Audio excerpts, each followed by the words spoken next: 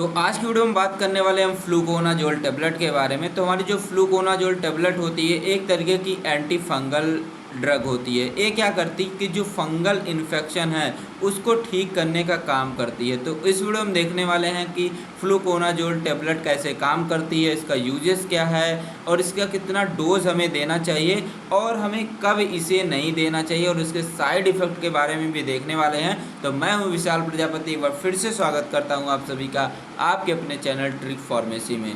तो यहाँ पे बात करते हैं कि हमारी जो फ्लूकोनाजोल टेबलेट होती है ये कैसे काम करती है। तो मैंने पहले बताया कि जो हमारी फ्लूकोनाजोल टेबलेट होती है एक तरीके की क्या है, एंटी फंगल है।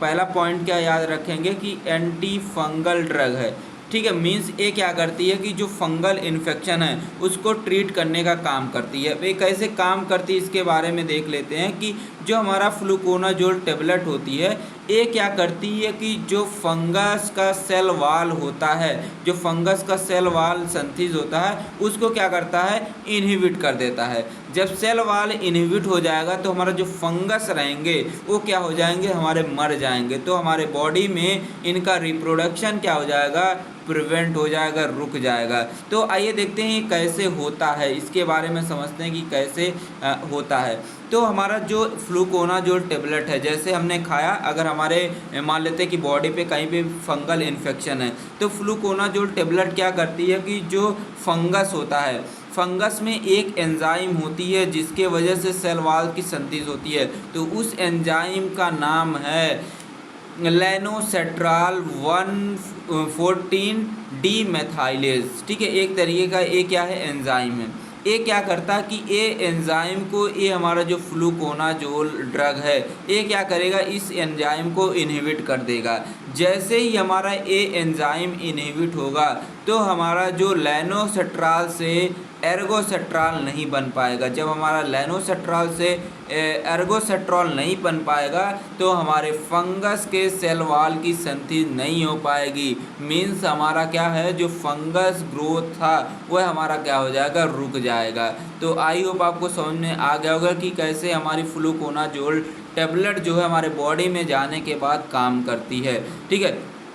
तो आइए देखते हैं इसके यूजेस के बारे में कि हमारा जो फ्लूकोनाजोल टेबलेट है इसका यूज़ हम कहाँ कहाँ कर सकते हैं। सबसे पहला यूज़ है कि इसका यूज़ हम अगर हमारे स्किन पे कहीं पे भी फंगल इन्फेक्शन हो गया है तब इसका यूज़ कर सकते हैं। अगर रिंग वार्म हो गया तब भी इसका यूज़ कर सकते हैं। अगर ईसोफेगल कैंडियासिस मीन्स कि हमारे जो एसोफेगस होता है यहाँ पे क्या हो गया कि अगर कैंडियासिस का मतलब होता है कि अगर मतलब कि फंगल इन्फेक्शन हो गए हैं, ठीक है, एसोफेगस में जो फूड वाली नली है यहाँ पे हो गया है, तब भी आप क्या कर सकते हैं, आप फ्लूकोनाजोल टेबलेट का यूज़ कर सकते हैं। अगर वेजाइनल ईस्ट इन्फेक्शन हो गया है इस तरीके से, मीन्स क्या होता कि कभी कभी वेजाइनल ईस्ट इन्फेक्शन की वजह से वाइट डिस्चार्ज भी होने लगता है। तो यहाँ पे वेजाइनल ईस्ट इन्फेक्शन में भी क्या करते हैं, फ्लूकोनाजोल टेबलेट का यूज़ करते हैं, ठीक है। अगले यूजेस के बारे में बात करते हैं। ओरल थ्रस्ट मीन्स कैंडियासिस, मीन्स कि अगर आपके मुंह में कहीं पे भी फंगल इन्फेक्शन हो गया है, इस तरीके से फंगल इन्फेक्शन हो गया है, तब भी आप इस टेबलेट का यूज़ कर सकते हैं। और मैं आपको बता देता हूं कि अगर आपके नेल्स मतलब कि अंगुलियों के बीच में भी क्या होता है, कभी कभी फंगल इन्फेक्शन हो जाते हैं, कभी कभी नेल्स में भी फंगल इन्फेक्शन हो जाते हैं, तो उस टाइम पे भी आप जो है फ्लूकोनाजोल टेबलेट का यूज़ कर सकते हैं। तो मैंने सारे यहाँ पे यूजेस आपको बता दिए हैं, आपको यहाँ पे लिखा भी है, आप सारी चीज़ें देख भी सकते हैं, ठीक है। क्या क्या यूजेस है स्क्रीनशॉट आप ले सकते हैं। आगे बढ़ते हैं कि देखते हैं इसका क्या साइड इफ़ेक्ट है। अगर आप इस टेबलेट का यूज़ कर रहे हैं तो क्या क्या कॉमन साइड इफ़ेक्ट देखने को मिलेंगे। सबसे पहला साइड इफ़ेक्ट की हेडेक का मतलब है जब आप इस टेबलेट को लेंगे हो सकता है कि हल्का हल्का सर दर्द हो, ठीक है। दूसरा है स्टमक पेन, अगर आप इस टेबलेट को लेते हैं हो सकता है पेट में थोड़ी मोड़ी दर्द हो, ठीक है। दूसरा है कि डायरिया भी हो सकता है, ठीक है। तीसरा है कि नोजिया और वॉमिटिंग भी हो सकती है अगर आप इस टेबलेट को लेते हैं, ठीक है। तो आपको घबराने की ज़रूरत नहीं है, एक कॉमन साइड इफ़ेक्ट है, ठीक है। सभी मेडिसिन के कुछ कॉमन साइड इफ़ेक्ट इफेक्ट होते ही होते हैं।